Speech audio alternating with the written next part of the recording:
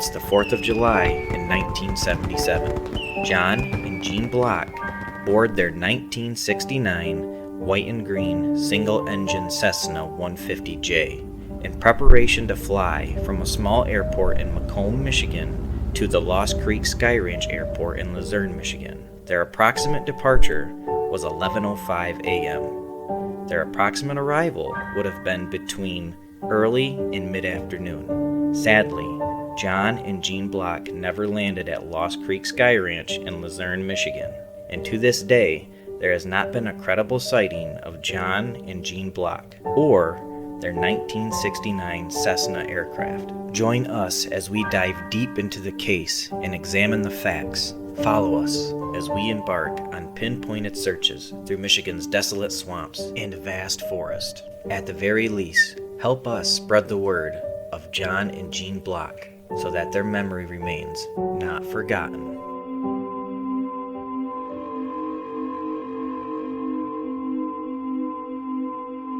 I'm ready. Hey guys, welcome to another episode of Not Forgotten.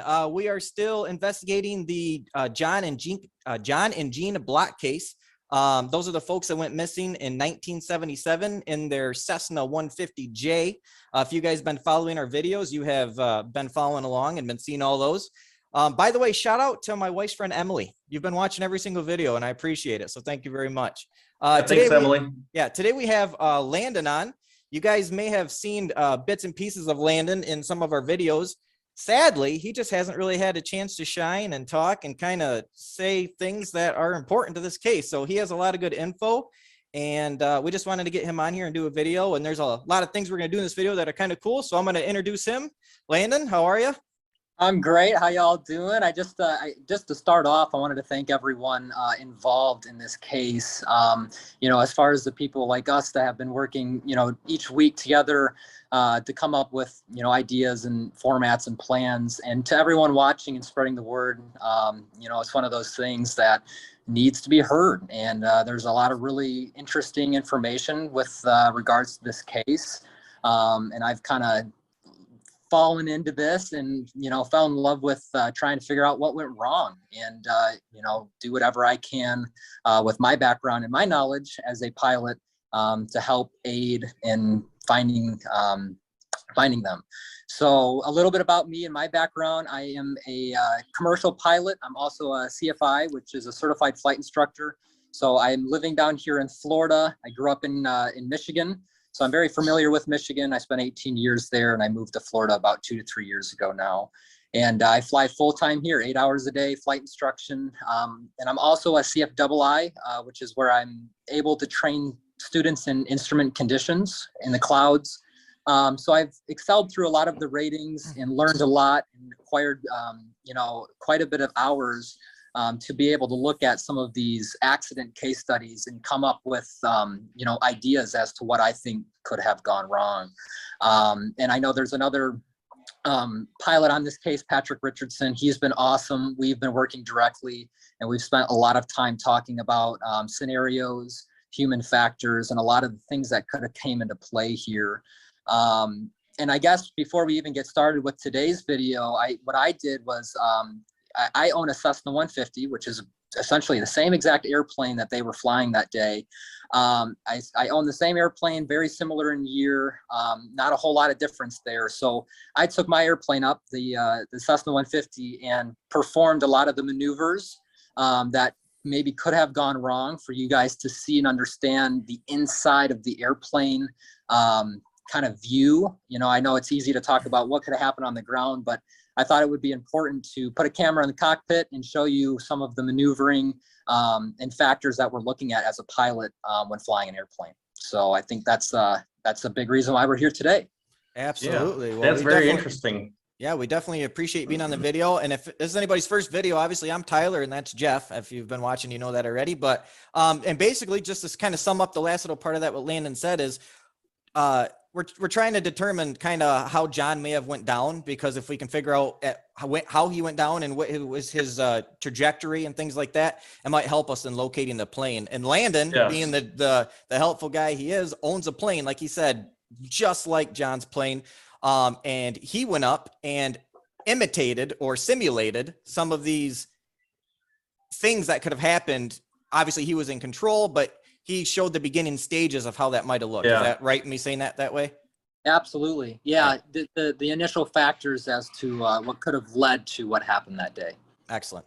All right. So I'm going to share my screen here, guys, and I am going to, I'm going to pull up some video here, and I have Zoom set up in a way where I believe these videos are going to play smoothly. Yep. So, This is a video that Landon made before a flight, and he was just showing some of the procedures and did some pretty cool audio stuff that he edited himself, but it's really neat. So we thought we'd show it to you real quick here. Yeah, this would be a real good video for Landon. He can kind of show you guys the plane. This is, if you guys know John and Jean's plane, it was green and white. Obviously, Landon's is a different color. It's not the same plane, but it's the same similar model. So I'll let Landon talk more about that, but I'll go ahead and play it. Sound good? Yeah, absolutely. Yeah, this is my my 150, and this is a flight that I was conducting. Whenever we fly an airplane, there's a series of pre-flight procedures that we go through, starting with even before we show up to the airplane, gathering weather information, understanding our destination airports, our performance limitations for the airplane, whether or not we have enough runway length, if the temperatures and pressures. We look through everything when it comes to flying an airplane. So at this point, before I even walked out to the airplane, I had that all figured out, all the calculations and everything ready to go. And this video is a cool video of just a pre-flight of when I get to the airplane, checking all the systems, checking the flight controls, and checking the oil and the fuel and sumping the fuel, making sure there's no water in the tanks, because that could lead to engine failure. So this is kind of just a quick video that I set up of me doing a pre-flight, so you guys can see some of the procedures before getting in the airplane and flying away. Yeah. Hey, actually, real quick, Tyler. Go ahead. Before you push play on that, is this the same kind of stuff that you think John Block would have done, or is this the same kind of things that people would do back in the 70s like that? And also, how would you guys be able to tell if there's water in the tanks, like in the fuel tank or anything like that? Absolutely. Yeah. So this is a pretty standard procedure for any pilot, especially as John being with the background in aviation he had. This was not a foreign thing for him to do. A pre-flight is something that's just standard, when you get to an airplane, there's a series of things you have to check. You got to check the fuel. You should be checking the flight controls. You should always check the oil if it's a piston engine airplane. Those are really the key essential things. And then you go as further as checking all the little stuff, the tires, the brakes. With regards to the fuel, especially down here in Florida, and during the time he was flying Michigan, it was 4th of July, right? So what happens is if you don't fill the tanks all the way up, and let's say we have half tanks in the in the wings, because that's where the fuel is held, moisture can actually build up in the wings, and then that water, it turns into that water vapor that then drips to the bottom of the fuel tank, and water will then get sucked into the engine. So what we do as a pre-flight procedure is we take these little sumpers, and we basically, there's on the wing, there's little holes, and we can punk the wing and sump out the fuel and make sure that there's no water. And you'll see it. You'll see the water because it's more dense. It goes to the bottom of the fuel. And we're checking for, impurities, anything that would be, not fuel-like. And the fuel we use is 100 low lead, so it's blue. So if it comes out a different color, you should, probably talk to the fuel guy. So yeah, that's part of it. Checking the fuel is real important. I sump my airplane every time I fly, especially here in Florida. Got a lot of moisture. So now, is this something you do numerous times in that day if you were going to fly numerous times, or is just the beginning of the day kind of a thing? I would say it's best practice. If I'm doing fast turns, it's not a huge deal, but I think it's best practice definitely to get in the habit of just checking everything before you get back in. You're flying maybe to a different temperature and pressure setting. There could, there could have been buildup in the flight that you didn't know about. So yeah, you should be sumping the airplane. But yeah. Okay. And regardless, it was, as far as we know, it was John's, that flight that he took was the first one of the day, as far as we're aware anyway, I believe. But all right, I'm going to go ahead and hit play. And then Landon, if you need to interject or want me to pause, let me know. Perfect.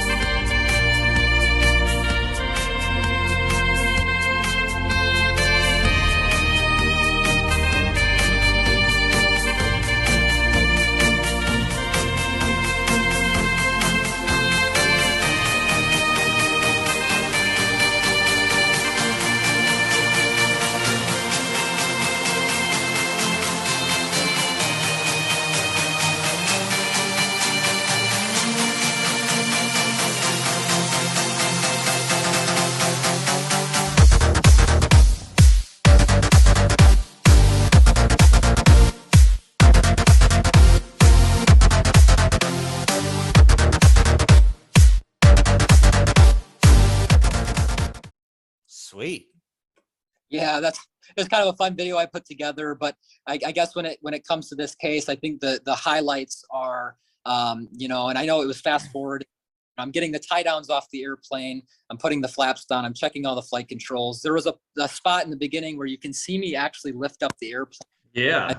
That was something to take note of, and we'll talk about that in a minute. Get to the videos of how light this airplane really is.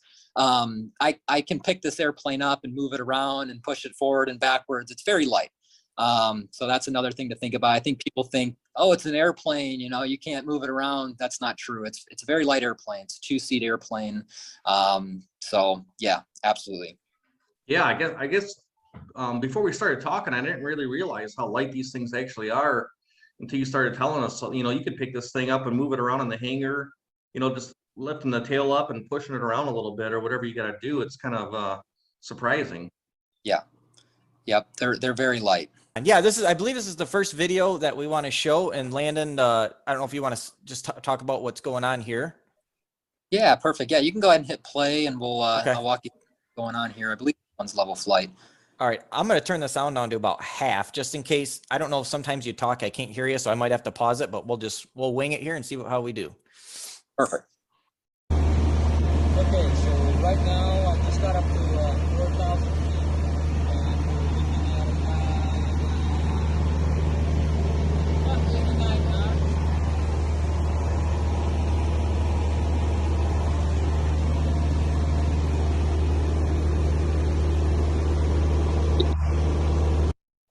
Go ahead. So a few things that I'm zooming in there is I'm showing you the airspeed. This is in level cruise. I thought this was important. This is normal operations. I'm at altitude. I've got the fuel mixture lean back a little bit. I don't need full richness going into the engine. I've got just a stable airspeed, a stable altitude. The wings are level. I'm just flying straight. I think I was running about 2,300 RPM. So that's kind of the sound and what should be happening on a cross-country flight. You've got your waypoints plugged in, and it's hard for me to see, but I don't know what the ground speed read is there in the corner. But those are some of the factors. That's considered level normal flight. I've got my temperatures and pressures off the right. I'd like you guys to notice, let's take an account of 3,000. Perfect. Yeah, this is an important video I found to be just to kind of show you guys what normal flight attitude is, what it is to just fly up there normally without doing the maneuvers. So some of the things I'll be pointing out, and we'll pause the video on each gauge that I point to, is the airspeed, the altimeter, how high we are. I think I zoom in on the RPM so you can see that I have stable instruments. I don't know if I zoom in, but you'll be kind of able to see some gauges to the right. Those are my oil temperature gauge and my oil pressure gauge, and then my suction meter. Making sure those are always in the green is something I'm always looking at constantly. So I just thought this video would be, you know, good to show what level flight is, and what the instruments are doing, and how, you know, the airplane's not that fast, but it still flies through the air. So if you want to go ahead and unpause that, I can show you. All right. Here's my airspeed. This airplane is very light. So if I move my seat back, Okay. back. Oh, I'm on a different one, ain't I? Yeah, All right, let me go. Sorry about that. no worries. Yeah, Maybe this is it. So right now I just got up to Does this look like the right one, I think? might be. There might be one other one though. Let's see.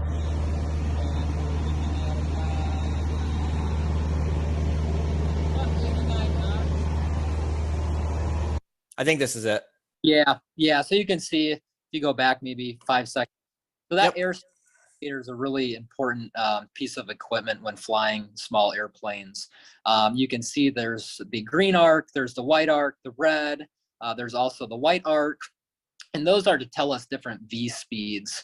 And we can look at those as pilots and go, all right, well, at the bottom of you know, the green arc or the white arc, the airplane's going to stall like this. And a stall is when the airplane loses lift. So you don't want to get too slow, but you want to keep it in the green arc. That's obviously green is good in aviation. The yellow is caution. So we can fly the airplane at those speeds in smooth air. They label it as caution because basically if you hit rough air while you're going that speed, there's no saying the airframe can take it. if the wings can hold on, is essentially what happens. So if we stay in that green arc, we're good. If we get into that yellow arc, and you're in smooth air, that's one thing. But if you're in the yellow and rough air, I would not be flying like that.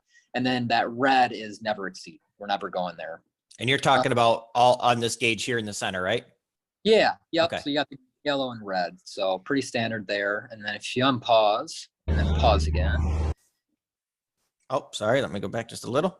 No, you're good. And that's just kind of the general layout of the instruments. We call it the 6-pack. We've got, yeah, that's a good one. So you see the airspeed on the top left. In the middle there, we have the attitude indicator.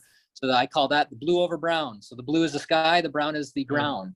That tells us our attitude in relation to the horizon. And that's a gyroscopic instrument. So that spins with the gyro. And it spins really fast and depicts our attitude. And then just to the right of that instrument is our altimeter, which tells us how high we are, our altitude.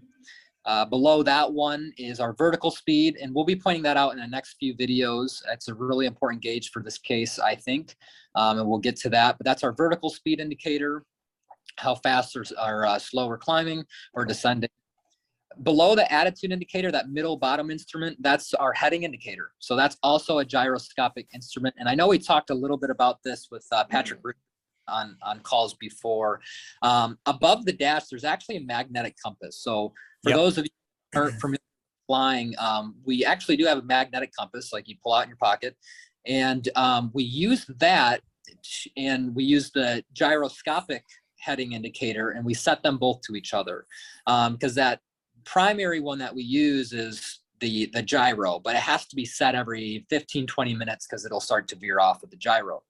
But when you're flying around, you're getting vectored from air traffic control. That's typically the instrument we're looking at because it's easier for our eyes to see it in the 6-pack. Can you guys see my cursor or no? I can see it. Yeah. So that's right down here is what you're talking about, correct? Okay. Heading. Okay.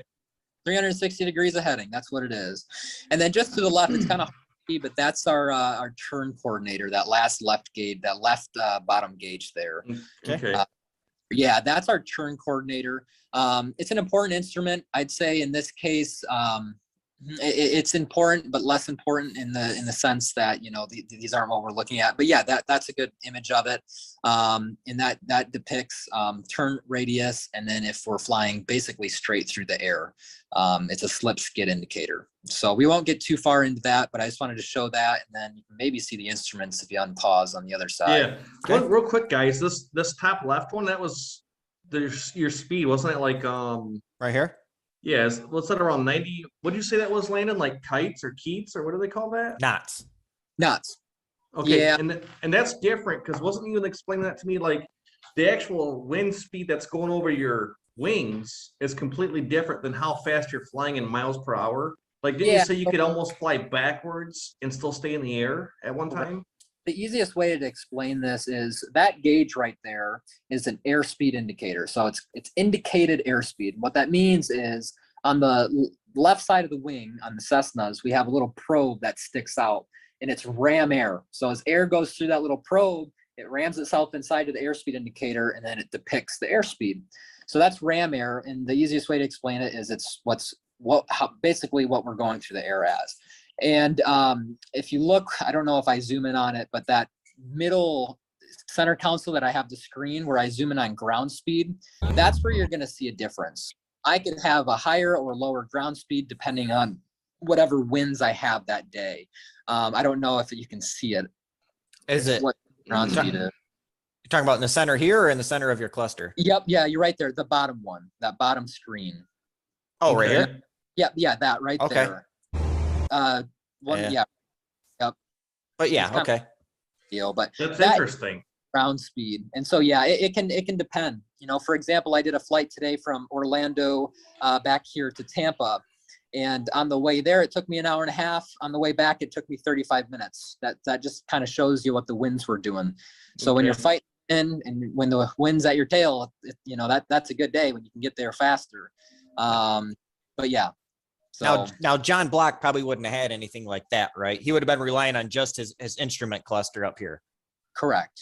Yeah, and that's really all you need. You know, I have aids in this aircraft that, yeah, I really don't need, but are nice, especially with today's, you know, flying the amount of people up there. But yeah, the essentials is that 6-pack that I just briefly explained to you guys. Those are the essentials to keep yourself flying. That middle gauge is a clock. That's a small little clock there. I know what that does. Hey, with John being a visual pilot, would he have used all of these? You know, yeah, you know, it's something something I teach students is you know, about 90% of your attention is going to be outside and then maybe 10% inside. Maybe there's a couple different numbers out there for that, but most of your attention should be focused outside the aircraft as a VFR pilot. And VFR just means your visual flight rules. You're flying with relation to visual references. You know, I know we talked about him following roads. So he could look inside and use those as supporting instruments, saying, okay, yeah, I'm at this altitude. I have plenty of airspeed. You know, I'm not climbing, I'm not descending, and I'm holding my heading. Those are what those are aided, you know, what they're for, what we use them. He definitely would have been trained in knowing how to use all of these, though. Or somewhat know how to use them, right? Yeah. Or Stage, yes, he was experienced in the instrument cluster, I guess you could call it. Okay. I guess I didn't realize that. I thought, like, since we started looking at this case, I'm thinking he only knows how to fly over roads. I'm thinking he has no idea what any of these clusters mean. Yeah, if you're a pilot, regardless, you know what these instruments are and why we have them. Yep. Does this plane have is it called a gyro or what is it called VOR? Is that a kind of visual flying, or is that an instrument type of flying? An instrument we use, very high frequency omnidirectional beacon is, I believe, what the full name is there. But yeah, we lock onto them, and I don't know if you on pause, but right next to the altimeter there, that top instrument you're seeing on the right, yeah, right there, that instrument, that's our VOR. Okay. And you tune in a frequency, and you can center up the needles and fly towards that that station. You can use it as a navigation tool, correct? You absolutely can. Yep.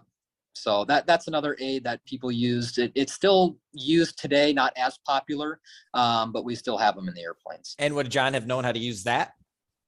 It's a great question. You know, in theory, at his stage, he should have known how to use that, especially during that time period where VORs were still very, you know, prevalent in flying. So yeah, I would say yes, but I'm not 100% sure on that answer. So then I guess real quick, what would a instrument pilot know about this area or about this plane that maybe his type of pilot, a visual pilot, wouldn't have known? Or would there not be anything? Yeah, so the key differences between an instrument pilot and a VFR pilot are, there's instrument pilots that fly VFR. I do all the time. I'm an instrument rated pilot. I can fly in the clouds. I can fly in a flight plan. But most of my flying is conducted VFR, visual flight rules. And so it depends on the ratings that are held. Instrument pilots are trained to be able to fly into what we call IMC, instrument meteorological conditions, which is basically not being able to see outside that window while flying an airplane, and then using those instruments like the VOR to be able to shoot approaches. And so that VOR is really a great aid for, you know, we can use those needles to shoot what's called an ILS approach, instrument landing systems approach. And that'll take us all the way down to the runway. And we can do that all the way in the clouds. So the difference between an instrument pilot versus just a regular private pilot without our instrument rating is definitely the skill level with being able to understand how the airplane flies, but then the relationship between using those instruments and not being able to look outside, which can be a struggle for VFR pilots sometimes. So he may have known how to use them, but maybe not quite as proficiently as maybe a IFR pilot would have. Correct. And, you know, even as instrument pilots, I'm a CFII, so I'm trained to teach people how to do this. And I'll tell you, if I don't do it for 3-4 weeks, I get rusty and I have to go up and practice these things. When you're flying in the clouds, you know, it takes practice. It takes precision. It takes, you know, airspeed, altitude, heading. You're talking to frequencies. You're making sure you have the right things plugged in. There's a lot going on, so you have to stay current. Okay.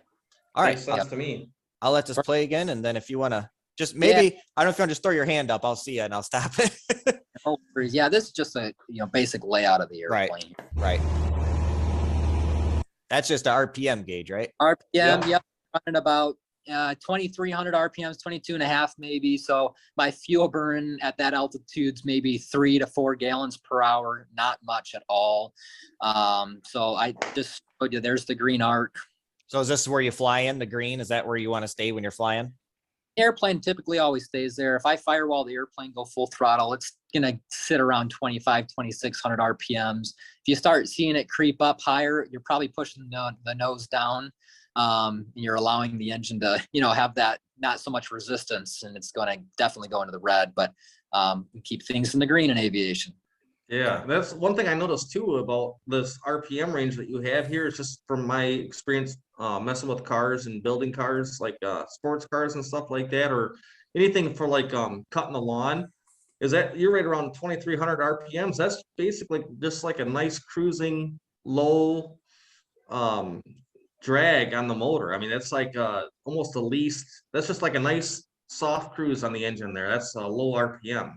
Yeah, and I always exercise best practice, especially with my airplane. A lot of these airplanes are typically used for flight training, and they're not really used for travel. And they are bought. I use mine for travel and time building, but a lot of them are used for flight training. And so these engines are designed to take a beating, basically. High power settings, low power settings, high power settings, back and forth. And so they're designed for it. But yeah, they do the best at cruise to protect the engine and make sure they're humming along. Yeah. All right. Perfect.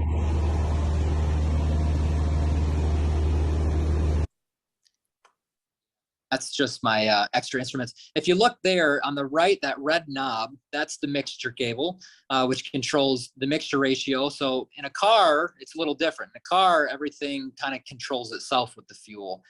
In an airplane, depending on the airplane, in these smaller generally airplanes, we actually control how much fuel goes in. The higher we climb in altitude, the less air that's going through that carburetor. We don't need all that fuel being, introduced with the air. And so the airplane is more efficient and runs better with that pulled back a little bit. So that's the mixture cable. If I were to pull that all the way back, the engine would lose fuel. It would cut the fuel supply off, and that's how we typically turn the airplanes off. And then our throttle. So that's real basic there. I'm not going to detail. It's just what's controlling my RPM. And that's about it. That little handle to the right, that black knob, that's my flap indicator. So I can move that black, that one right there. That I move down, and those are my flaps. And then just left of the throttle is a carburetor heat knob. So if I ever get carburetor icing, I can pull that out, and it'll heat up the carburetor and melt that ice that gets inside the carburation system. So those are the real basic knobs for an airplane, but that mixture and throttle are the primary use for. Interesting. So this is the phone charger? Phone charger. I plug that into, nowadays, much technology and so many people flying. I have what's called a Stratix, and it connects to my iPad while flying, and I'm able to, by having that plugged in, I can see all the other airplanes and where they are. As in back then, it was all just keep your eyes outside and hope you don't one. So right. Interesting. Perfect. All right. Oh, there's a better look at that screen. But now John wouldn't have had this, obviously. Correct. It looks like it dates a little bit after the 70s. Yep. Yeah. Yep. There's a good look at the gauges, There's the basic one. And if you want to go to the next one, we can start to show some of the maneuvers that were performed. We'll try. All right, let me get you guys. Oh boy, let me. Oops. There we go. Let me get you guys back ahead of me here. And I guess in the meantime, I'll kind of explain. So I did, I think about 3 or 4 maneuvers with the airplane, in different categories where I let go of the controls. And again, this is all in a controlled manner. The airspace is clear. Before I took these videos, I did clearing turns and ensured that the airspace was clear and I wasn't putting myself in danger doing these. But then I demonstrated what can happen to the airplane if it either stops flying or if it experiences a high nose down. So we'll see which one this is, and we can kind of go through and explain what's going on. All right, I got the sound off. So I don't know. Perfect. I'm not sure if I'll be able to hear you, but I think I should. So here we go. Not a problem. Yeah, let's see here. So, I can hear you good too. okay, perfect. Yeah, you can keep it playing. So this one, it looks like this is me just letting go of the controls. So you can see the airplane. If you look at the horizon there, that's the horizon line. It's starting to bank to the right. I'm pointing to my airspeed because what's happening is I'm losing my vertical component of lift. So as the airplane turns, that lift component is going away, and the airplane's wanting to kind of cut towards the ground, I guess is the easy term to use. You can see it get a lot more aggressive here and the airspeed start to build. I'm not touching the controls at all. And then there's a point right here where I decide to recover the airplane as my airspeed starts to creep into the yellow. And when you say recovery, airspeed, you're talking about this instrument here, correct? correct. So as the airplane was banking down to the right, it starts to, in a way, collapse. And eventually it will reach those high air speeds. And that's why I'm recovering before the yellow. I could have gone into the yellow, but again, we talked about that rough air and for demonstration purposes. But in that small video, you can see where I just let go of the controls. The airplane actually went right. And the reason I went right is because I actually had more fuel in the right tank than I did in the left. So I had more weight on the right side of the airplane. Mm-hmm. And that happens in these airplanes. Sometimes the distribution is a little different, but when I let go of the controls, you can definitely tell it starts a nice, small, slow bank to the right and kind of starts to collapse on itself. I start losing altitude, my airspeed starts to build. And if I don't recover from that, in theory, eventually the aircraft would recover. But if you're at a low altitude, there's not a whole lot that can be done. And I think, for this demonstration, this would be a good example as if, in the case, if he just passed out or if something happened where he was flying the airplane, maybe his wife was taking a nap and he fell asleep. We don't know. And so this is kind of what the factors would look like. As soon as you stop flying the airplane kind of does what it wants.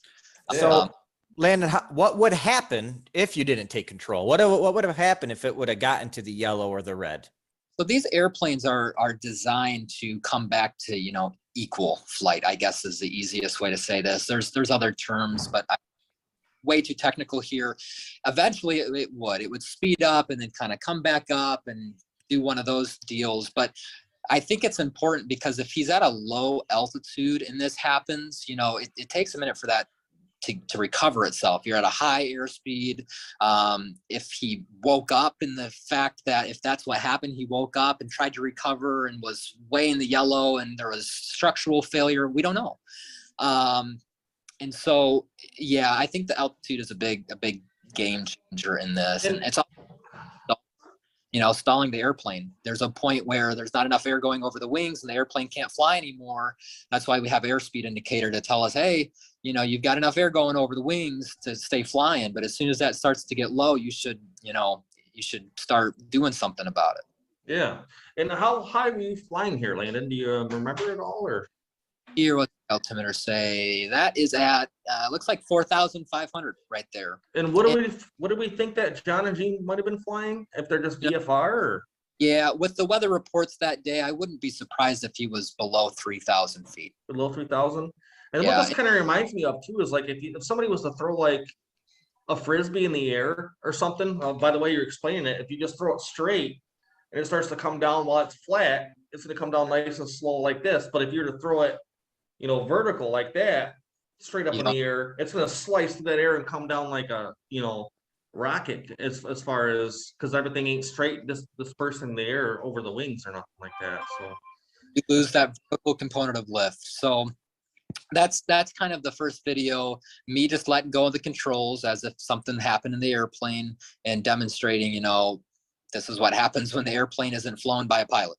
I think it's also important to point out too, this happens fast. For example, when you let go, we're at 20 seconds. When you have to grab back onto the controls, right about, I'm sorry, we're in a, wait, hold on. That's 18 seconds left. Okay, so 50. And the airplane did about a 180-degree turn, if I'm correct. It turns, you know. You're talking like 40 seconds. That's how long it took for you to go, okay, I got to grab this, you know, or I might be Yeah. getting into danger territory. So if he would have took, if she would have been napping, or maybe now, guys, remember, Jean did not like to fly. She would not, most likely, she wouldn't have grabbed the yoke, or is that what it's called? The yoke? Yep. She wouldn't have grabbed that. She may have if she would just went into fight or flight response. No pun intended, but and had to grab it. She may have, but there's a good chance she may have not have. She could have panicked. She could have been sleeping, like you said. It could have been too late by the time she decided to grab it. Who knows? So Yep. Absolutely. all right, I'm gonna scoot on to the next video here. So Perfect. I'm gonna go ahead and play it, and then I can hear you. So Cool. Yeah, let's see what we're demonstrating in this one. And so I did a couple nose overs here. I'm wondering if this is fun here.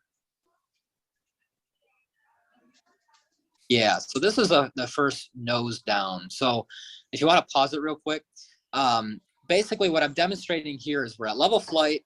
And I guess if we were talking with regards to the case, if something happened to John and he slumped forward over the controls, he would have quite a bit of pressure on that yoke. It would push it forward. Now, for sakes of safety and demonstration in this video, I don't really move the yoke that much, maybe this much forward. And I just push the nose down. And what I want you to notice in this video is how fast that airspeed and that vertical speed builds. And we can go ahead and play it and take a look. okay. So there's the nose down. You can see the horizon. Straight to the yellow arc, and then I'm already recovering because I don't want to go any further. And so I don't know if you want to like look at the time slots on what that was, but and I can't see it very well from my end, but if you can look at that vertical speed, it pretty much goes off the chart. So below, you know, past 2,000 feet per minute descent. All right, there we have 10 seconds Man. left, and then That doesn't take it oops. very long to get out of control, does it? Sorry about It that, does guys. not. And I really, you know, this one, I want you to focus on that vertical speed is, I think I was at what, 4,000 feet on this one? That's what you're, somewhere around there. Yeah, about 4,000 feet. So, you know, at 4,000 feet, if you're, you know, past 2,000 per minute, you don't have much time before you meet the ground. So how much altitude did you lose from the time you pushed down? And it was only about from the time you recovered, because you're pushing down like right now. So that's at 21 seconds left. And I think you picked it up with 10 seconds left. So 11 seconds you had to recover. So how much altitude did you lose in 11 seconds? I think it shows maybe around, and again, it's hard for me to see, but I think around, let's see here, 400 to 500 feet in just that time frame. Now that is a little bit delayed also. So in reality, once you're established in that nose down attitude and the airspeed builds, then you're kind of off the chart. And probably the longer you're there, you go quicker, right? It's not. He pulls you Yeah, down. it'll get worse and worse. Right. So if he was, how many feet are we saying? If he was how high? So at 4,000 feet, let's just say that it's, you know, and you can kind of do the math in your head, but like 2,000 feet per minute of a descent, you've got what, 2 minutes before you hit the ground.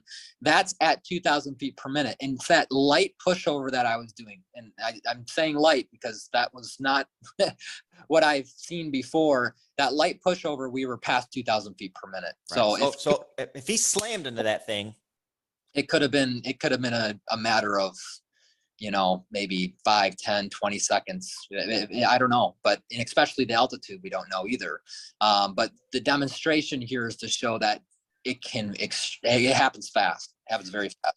Now, Landon, if we were in the plane together and you were going to go kamikaze on me and you decided to slam the yoke forward as hard as you could, how, with all your strength and all your might, given we're about the same physical build, maybe, I don't know, how hard would it be for me to pull it back on my end with you pushing all your weight onto it?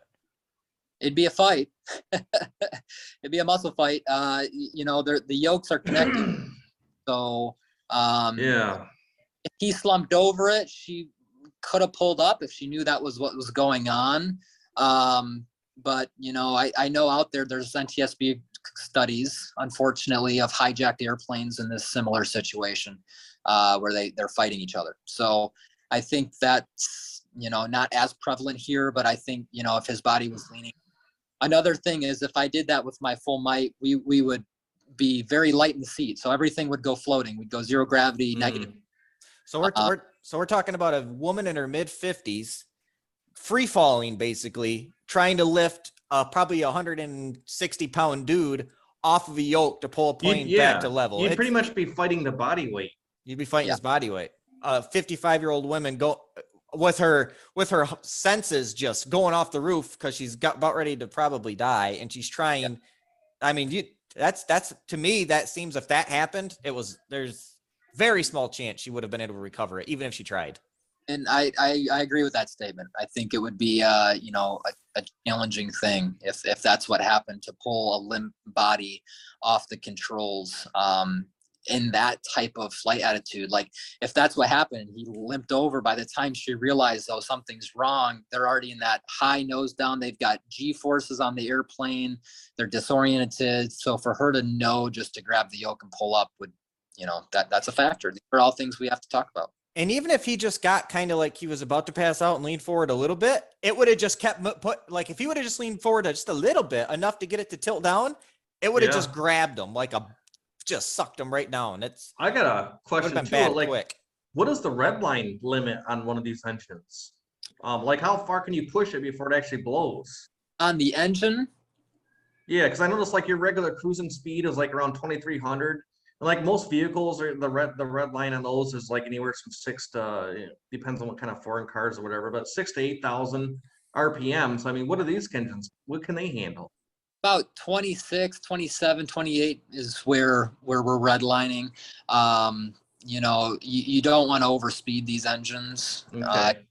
This is a basic engine. When you get into more complex piston engine airplanes, this becomes more prevalent. Another thing is shot cooling the engine, going from it being nice and hot and then going full idle, descending really fast. That can shot cool the engine. You don't want that. So again, there are so many factors that come along with flying in an airplane that people, you just don't think about. You have the engine, you have the environment inside the airplane, you have who's flying the airplane, you have your instruments, and that's if they're all working. If they're not working, what are the signs? There's so much that goes into this. But so far, these two videos, I think, are decent enough to show that, A, we're looking at the environment of the cockpit. B, we're showing some of the factors that could have happened if he let go of the controls, or if he leaned on the controls, what she would have had to dealt with in order to get the airplane back in level flight, if she knew that what to do.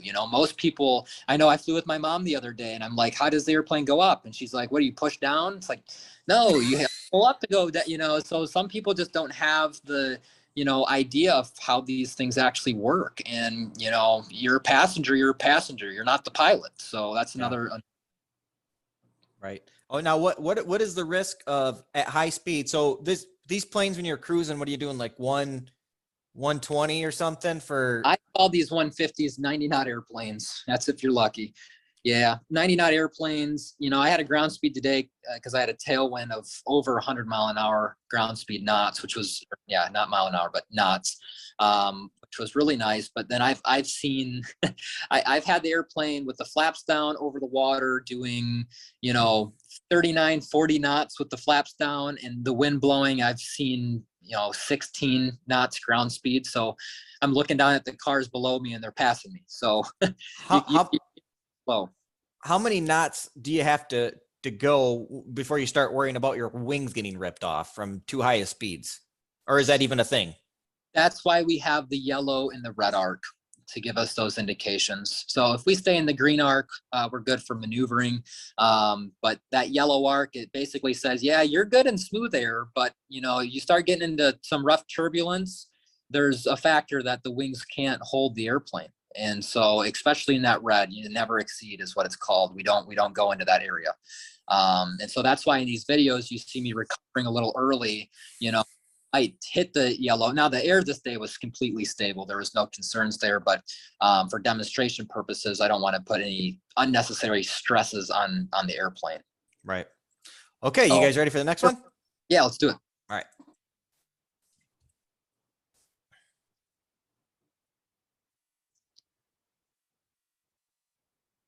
So that's me pointing at the altitude and the airspeed here. Let's see what I do. Yeah, so this is a demonstration to show how light this airplane is. Now, in the beginning of the video, you were able to see me in the pre-flight kind of lift it up. This is a light airplane. I mean, very light. And so what's happening is, while I'm sitting up there, and I do this all the time, when I have the airplane trimmed out correctly, it'll fly straight. But if I take my seat and I move my seat backwards, the airplane will actually start to climb. Which is what you were doing here, right? Yeah, so that Okay. you can see shift my body backwards and I point, I think, towards the altitude, you can start to see my vertical speed climb. Because now I'm sitting behind that center of gravity and the airplane has more weight in the back, the wings go up and we start to climb. So that's just me leaning my head back. You can see it climb. And then I do the opposite effect. Here's me leaning forward. And then you'll watch that little vertical speed, it starts to go down. And I'm not touching the yoke at all. It's trimmed out. This is just me leaning backwards and forward. So you can see it's like cheap man autopilot, I guess you could call it. You know, I don't have autopilot in this airplane, but you know, on these long cross country flights when I'm flying for 2-3 hours, you know, you don't want to be doing this the whole time. You get the airplane trimmed out. I think I'm trying to explain it there, but it was loud. And you get the airplane trimmed out, it'll fly straight and level. But as soon as you start moving your seat, you grab a bag from the back, it changes that weight and balance of the airplane. I know, you know, everyone probably heard of weight and balance and why we load airplanes the way we do. It's very important. You know, when you get on a commercial jet, everyone sits in their seat and the airplane actually weighs itself and they say, all right, well, we're good. Or there's too much weight in the back, we got to move people forward.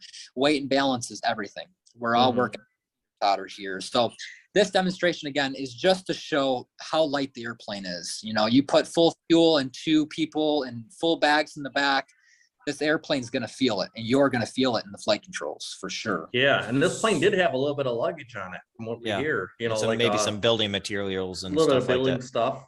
Yeah. And you can see the difference. Without even watching the gauges, you can see just from watching the horizon on that plane from you were leaning forward and backwards, the changes that it's making. Yeah, Yeah. now I think we kind of talked about the danger of him leaning forward. You know, if he slumped over, he's probably going to hit the yoke and they're going to go.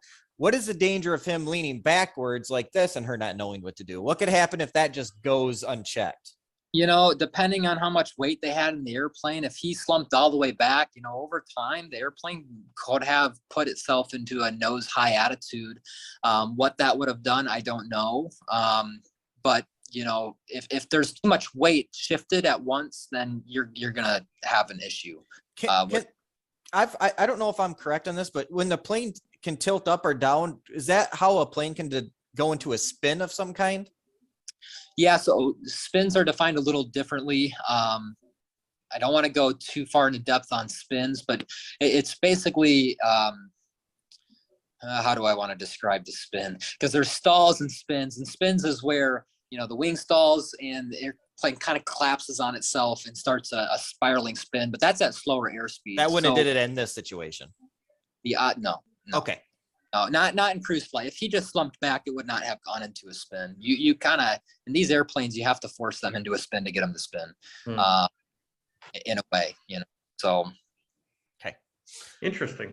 All right, but that's a good thing that shows the weight of the plane. If he didn't have that loaded down right, or not, you know what I mean, loaded right with weight and everything, that could have been a factor. Because even just a little bit makes a huge difference. You're probably what, 110, 120 pounds, maybe.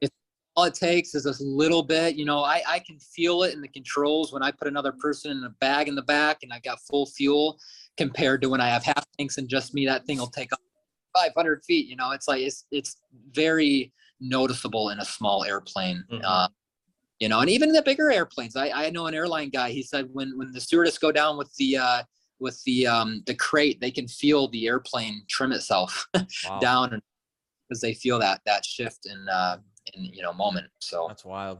I think we just got one more. I think this might be our cruising one that we already watched. I'm pretty sure.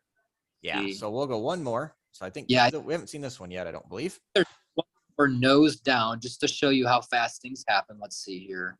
4,000 feet, stable airspeed. There's the horizon if you look outside by the prop. And I push the nose down. You'll see the airspeed build rapidly, vertical speed and altitude, and it happens fast. And then that's me letting go of the controls and letting it kind of recover.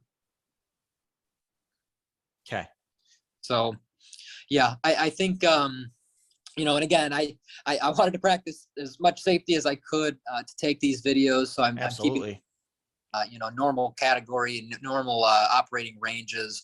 But really, I guess the important part is understanding that, you know, this is the size of the airplane. This is just me flying in it. I didn't have a passenger this day. This is me barely pushing the yoke forward to show you the, you know, the nose over. Whereas if there was more weight and he pushed that thing all the way down, you're going to see a dramatic change in altitude and airspeed. It's not going to be good. So You mean your mom wasn't in here with you? nope, that was just, oh no, just, yeah. So Good. yeah. All right. Well, did we miss anything on those? I think we kind of just showed that pretty well. Yeah, and again, like I said, you know, there's so many factors that go into this with any case. You know, with this one alone, we've got a lot of things, and I know we've talked about being a pilot in a situation that I have seen other accidents. I have, you know, people that I was close with get in accidents. So I've dedicated a lot of my time to accident case studies and research as to how these happen. And, you know, one of the number one leading causes to these accidents is a leading up of events. And it's really rare, and I'll say rare. I used to say it never happens where it's just one thing, but I take that back because there's a few instances where it's like, okay, well, there are some things you just can't control. But typically it's a leading up of events. So it could have started, you know, he got up on the wrong side of bed, you know, we know he was a smoker, all these small factors lead up to one large event. And I talk with Patrick about this often, you know, and we look most accident case studies. If you look at any other ones, you can see, you know, oh, the crew was distracted because of this, and they were distracted because they're a new crew, and there's always a because. So I think when it comes to a case and an investigation, we have to take all these scenarios, which I think we've done a great job of, put them all together and kind of come up with some scenarios where we can look at this and say, well, if this happened, if, you know, he was having a bad day, he maybe had health, you know, issue, this is what could have happened with the airplane. So that's why I found it important for me to go out and do some of these videos with the airplane. And again, if you guys have any questions about this, even after this video, and anyone watching, to leave it in the comments. You know, I'm happy to reply. Patrick Richardson, he's also a pilot. He can reply to these.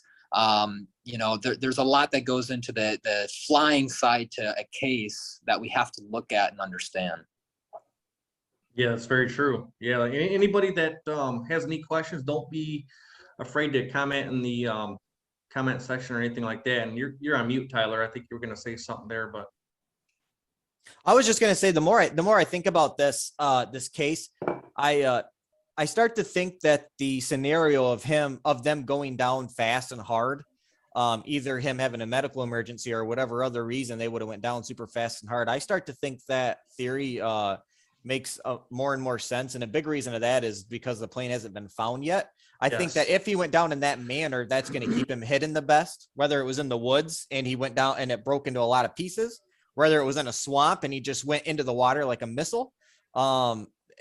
Anything like that, I feel like if he went down fast and hard, it's going to hide him better than if he would have had his engine stall and had to float down into the trees. I feel, or even float down into a swamp. I just think that method makes the most sense to me right now. Or that, I think if he was able to land it, or if he just stalled, ran, you know, fuel problem, whatever, the engine cut out or whatever, I think he would have landed it in the place, because like John and all them guys are saying, he's always looking behind him for, okay, if my engine failed right now, where would I land? You know, he's asking the kids this as he's taking them up when they're younger. So that's what makes me think if his engine cut out or anything like that, he would have landed that somewhere where he'd have been found. I mean, I'm not a pilot or anything, but like if I was flying and and my engine cuts out and I have nowhere to land besides either I-75 or some dense forest, I would pick I-75 somewhere to land this thing, you know? As a flight instructor, I've had quite a number of students, and biggest thing that I teach them, you know, even when they go on in their career, is the only thing you need to be concerned about is flying the airplane. And when there's times, and this just happened to me yesterday, there was an incident. When there's times when there's things failing in the airplane, when the weather gets bad, you cannot forget to fly the airplane. And, you know, having that mentality, you know, that they were telling us about, you know, him always saying, oh, where's the airport, looking for that's a really good human factor side of pilot flying that we should see for a professional pilot to be saying, you know, hey, if my engine fails here, that's where I'm going. That's where I'm going. I do the same thing. I spend most of my day flying cross country. I fly, you know, 5 to 8 hours a day, and I'm constantly checking my pressures and temperatures. If my engine fails, what am I going to do? How am I going to react to the situation? What am I going to tell my passengers? You know, you're constantly thinking about this because one day it's going to happen, and you got to be ready for it. And that's another reason why I also think there could have been, you know, an issue where with a health related issue, or, you know, these demonstrations were a high nose down, because again, these airplanes, you can land these on highways, you can land these in remote areas. It does not take, you just need enough room to get it on the ground and stop. You know, the airplane stalls above the concrete when you're landing out a runway at, you know, 50, 55 knots. So yes, you're moving pretty quick, but you know, you get on the brakes, you find a good spot, you can get these slowed down, and, you know, you might get hurt, but it's not like you're flying a, you know, 172, a little bigger airplane, or even a 182 where you're moving twice as fast. This is a 150. You can slow these things down pretty slow and find a spot and go. Yeah, absolutely. Oh, I think about what Jeff was saying, where he was talking to his kids about where do you land in case of emergency, look ahead of you, look in front of you. And I think we've thrown around the idea sometimes that, did he follow the checklist? Did he always do what he was supposed to do according to the checklist? And again, I'm not a pilot either, but when I think of somebody who would have enough sense to think about those things in the air, I would think that he would have enough sense to think about the checklist on the ground, because they kind of fall into the same school of thought of being prepared and doing what's smart, you know? Yeah. There's a level of complacency too, you know, with pilots, where you get into such a rhythm doing this. Another factor that I looked into with this case is he was flying with his wife. I know some of the questions I asked is how often was this happening? When you fly with someone that you're close with, you're a little bit more hypersensitive of how they're feeling, what's going on with them. Are they nervous? You're talking to them, they're talking to you. So there's that level of distraction, and it'd be very easy to skip over checklists and forget things. And so, yeah, there's always that level of complacency we're always watching out for. That's why we have checklists in the airplane, to make sure that we're checking our work. You know, odds are you get any pilot in a 150, they can fly that thing without a checklist. But I'll tell you what, they're probably going to forget a few things, you know, just weather, to get the altimeter set, to get transponder. Like, there's just so much that you could forget, you know. Yeah, if anybody's watching this video and you've never seen a pilot go through a checklist, I would encourage you to go on YouTube and just type in like Cessna 150 pre-takeoff checklist or anything like that. And you may find guys who are doing better checklists than others, but it'll give you an idea. Each pilot's got a checklist, and when they go through it, it's not just like, all right, gas is on, and that's good, let's go. It's like, every gauge is getting checked. Your fuel mixture, your throttle, everything's. It's a very thorough check. So it's a big deal. I would relate it to, like, everyone drives a car, right? So imagine getting to your car, you open the door, you have a checklist in your hand, you're walking around, you're checking the tire pressure, you're opening the hood, you're checking the oil, you're looking under the hood, you're checking the filters, you're checking the fuel in the tank, you're checking all the radios in the airplane. So imagine doing that every single time you get in your car. You know, there's that level of complacency, like, oh, I just flew it, I just checked it, you know, I don't need to open the hood, I don't need to. So that happens, and it shouldn't. It's definitely a fact. But you get in your car, you hit start and go, you know, especially as private owner. I understand, because I'm a private owner too. I own a Cessna 150, the same airplane. You know, I get in that thing and I'm like, oh gosh, I got to go through the checklist again and again and again. But it's like, nope, I got to go through it because I'll feel much better. You know, I run through these items twice. Pre-landing checklist, I'll do it 2-3 times. You can never do a checklist enough, you know, just to make sure you got all the pumps and pressures, and, you know, you get more complex airplanes, you make sure you put the landing gear down. Believe it or not, we get geared up landings all the time due to complacency. So this is another factor to the case, people need to think about with with what happened. Just the human Yeah, aspect that's of it. that's Absolutely. perfect. It's just like anything as far as like because the reason that they do this, I think, is because everything is magnified once you get in the air. It's like in a car, yeah, you can ignore your tire pressure and drive to the gas station, do what you got to do, get to work because you're running Pull 5 minutes late.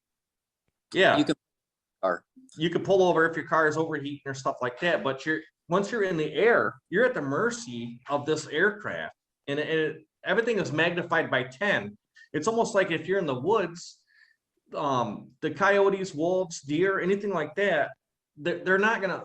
It's like you got a pack of coyotes. They're not gonna attack really a healthy 10-point buck because the fact that they might get hurt. It's like we get hurt here, we can just go home, put on a band-aid or throw some hydrogen peroxide on it. An animal like that gets hurt in the woods, that's a life and death situation. They might not die at that second, but they're going to die, maybe a week or 2 weeks later from infection, all this other stuff. And that's the same thing with an aircraft. It's got to be perfect when you go in the air is what I've gathered through this investigation is the checklist is so important from what I'm seeing. have maintenance inspections. That's why we have all these rules protecting us. They've released data and they said, yeah, your engine needs to be serviced at this time, and here's why. And you need to comply with those. So again, there's a lot of factors that can go into any investigation. I think the highlight and importance of this video is just explaining to the public that's watching our videos and getting acclimated with this case that this is stuff to think about, the human aspect, and to kind of put your brain inside the airplane and go, well, that was essentially the same airplane he was flying. What did it look like? What did it sound like? And those different factors that can come along. Because I think, for any of you guys that aren't pilots, that aren't familiar with that atmosphere, it's important to see how the airplane performs if something were to happen. So that's kind of why I thought it would be cool to go out and do these videos and have this conversation. Absolutely. I think it was cool, man. Hey, Well, one question I wanted to ask you. Sorry, Tyler. go I ahead. didn't want to interrupt you, but what would you say you're like? You're a pretty young guy. What got you into flying, or what made you want to start doing that so much? At that, I started actually driving big boats. So I'm from Michigan. I grew up in Grand Rapids, Detroit. Then I moved to Grand Rapids, and I grew up driving big boats on Lake Michigan. And I would do that, and I always had love for airplane and just operating stuff. I always wanted to drive and ride my bike, I don't know. I always operate stuff. And I went on my first flight at 14 and told myself, this is what I'm going to do for the rest of my life. And I put my head down, and I spent the next, 6 years getting to where I am now, working really, really hard, getting through these difficult tests and check rides, and that's another thing. As a pilot, we have different ratings. So the basic license is a private pilot license. You have to have a minimum of 40 hours. So think about that. At 40 hours in an airplane, you can be a pilot. So it's low time. Now you have limitations. You can fly in clear days. You can't, be compensated for it. So there's limitations along with it, but that's where you keep going. You get an instrument rating. Right, now I can fly in the clouds. You get a commercial license in a single engine airplane. Now I can get paid to fly single engine airplane. And then a multi-engine airplane, and then you get your CFI, you become a flight instructor. And each time you take these ratings and tests, you're taking, you have to do the flight training, the flight portion, but you also have to do the ground training. So you'll take a check ride where there's 2 or 3 writtens, or 1 written for each check ride. So there's a written portion, the oral portion, where the examiner will sit there and ask you questions and you have to answer them, and then you'll go fly the airplane.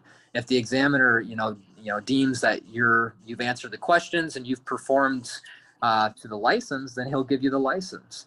So there's ratings we're constantly working towards.